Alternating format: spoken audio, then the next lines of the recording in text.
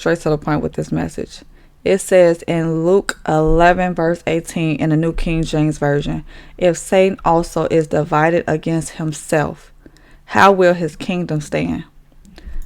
I want to start off by saying none of us are perfect. I'm not one of them people that's going to sit there and shove Jesus down your throat. But I will show you and tell you what he did for me, how he did it for me, and the scars to prove it. None of us are perfect. None of us know it all. But when you know better, you do better.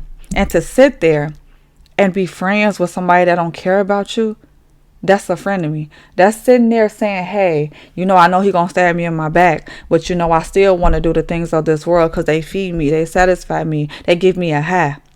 Can I tell you that letting go and letting God will give you a peace that surpasses all understanding, will give you a high that can always be there, and it will never come down, even while you're going through a storm, even while the trials and the tribulations are arising. You still have a peace about yourself, about your life, about your situation, knowing that God will deliver you, and it is going to be long suffering, and it is going to be hard, and it is going to be very testing. But through it all, you say, Lord, I trust in you. Lord, allow me to see, allow me to hear, allow me to discern, allow me to get through whatever it is that you need me to get through to get to it. And I will testify in the end that only you did it. But your faith, it got to be there. I get it. Sometimes we lose people. Sometimes our situations, our family, our friends, sometimes our whole world falls apart. But guess what? If God went through with you at that appointed and anointed time, he ain't through with you now. That means you got more to talk about, more to do, more people to love, more people to save. God could have been done with half of us. And I'm talking about done to the point where we was just gone, where it was going to be an RIP sign, where people was going to be crying over our death. He said, "No, I'm going to give you a second chance. Now I'm going to give you another chance. I'm going to give you these chances because you are my chosen. You are my child. And even though you don't see it and don't feel it and don't understand it right now, one day you will." So I just want to encourage somebody that is going through it or just feel like they so far from God.